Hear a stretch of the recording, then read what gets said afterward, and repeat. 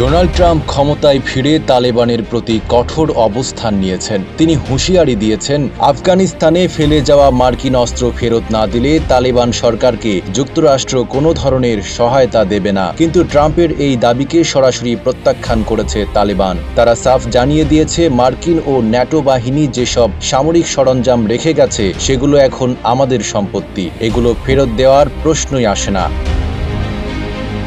শনিবার বিশ্ব গণমাধ্যমে দেওয়া এক সাক্ষাৎকারে এই মন্তব্য করেছেন তালেবান সরকারের পররাষ্ট্র মন্ত্রণালয়ের মুখপাত্র আব্দুল কাহার বালখি।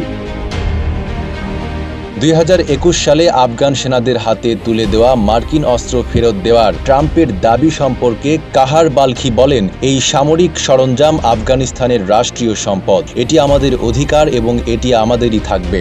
যুক্তরাষ্ট্রের সঙ্গে এ নিয়ে কোনো চুক্তি হয়নি, তাই ফেরতের প্রশ্নই ওঠে না। তিনি আরও বলেন, রাষ্ট্রীয় সম্পদ নিয়ে কোনো দেশ চুক্তি করে না, বরং আলোচনার মাধ্যমে অভিন্ন স্বার্থের ক্ষেত্র খুঁজে বের করতে হয়। 250-টিরও বেশি ডিজাইন অপশন নিয়ে ওয়ালটন স্মার্ট ফ্রিজ, বোঝে আপনার প্রয়োজন। 2022 সালে মার্কিন প্রতিরক্ষা দপ্তরের প্রকাশিত তথ্য অনুযায়ী 2021 সালের সেনা প্রত্যাহারের সময় আফগানিস্তানে প্রায় $7 বিলিয়ন মার্কিন অস্ত্র ও সামরিক সরঞ্জাম রেখে গিয়েছিল যুক্তরাষ্ট্র। এর মধ্যে ছিল সামরিক যান, অস্ত্র, অত্যাধুনিক যোগাযোগ যন্ত্র।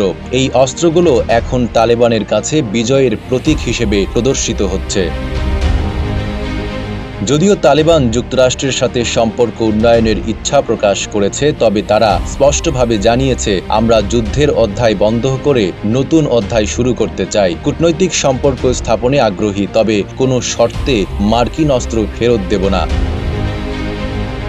ডোনাল্ড ট্রাম্প শুধু অস্ত্র ফেরতের দাবি নয়, তালেবানের জন্য বরাদ্দ মানবিক সহায়তা বন্ধেরও হুমকি দিয়েছে। তিনি বলেছেন, যদি আমরা তালেবানকে অর্থ সাহায্য দেই তাহলে তাদের আমাদের অস্ত্র ফেরত দিতেই হবে।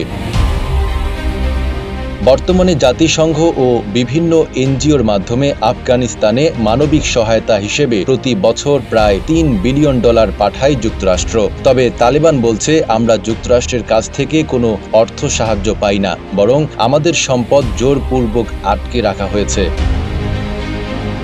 তালেবান কূটনৈতিক সমঝোতার আশায় আছে। তাদের ভাষায়, আমরা সম্পর্ক উন্নয়নে আগ্রহী, শত্রু চিরদিন শত্রু থাকে না। কিন্তু প্রশ্ন থেকেই যায়, তালেবান কি ট্রাম্পের কঠোর অবস্থানের মুখে নতি স্বীকার করবে, নাকি যুক্তরাষ্ট্রের সঙ্গে সম্পর্ক আরও খারাপ হবে?